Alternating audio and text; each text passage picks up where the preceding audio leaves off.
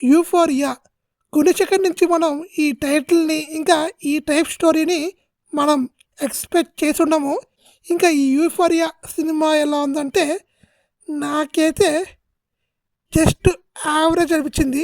నాకు ఈ సినిమా అయితే అర్థం అవ్వలేదు. ఫస్ట్ హాఫ్ ఓకే, బానే ఉంటది. సెకండ్ హాఫ్‌లో బోరింగ్ ఉంటది. వద్దులేండి. ఇంకా క్లైమాక్స్ అయితే చాలా బాగా ఎండ్ ఇచ్చారు. ప్రెజెంట్ జనరేషన్ ఎలా ఉంది అనేది గుణేష్కర్ గారు చూపించారు సినిమాలో. అంటే జెన్జీ కిడ్స్ కోసమే ఈ సినిమా. ఈ సినిమాలో గుణేష్కర్ గారి డైరెక్షన్ అవ్వచ్చు, స్క్రీన్ ప్లే అవ్వచ్చు, ప్రతిదీ అప్డేటెడ్ వర్షన్లో అయితే ఉంది. ఈ జనరేషన్లో అందరూ ఎలా ఉన్నారో ఆ టైప్ అయితే తీశారు.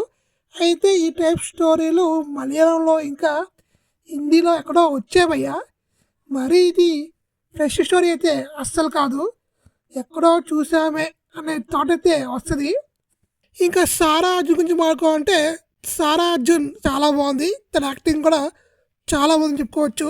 ఇంకా విలన్ క్యారెక్టర్లో అదే భూమిక సన్గా చేసిన తను, ఇంకొక ఇంకొక అబ్బాయి ఉంటాడు, తను చాలా బాగా చేశారు. క్లైమాక్స్లో తనైతే చితకొట్టేశాడు.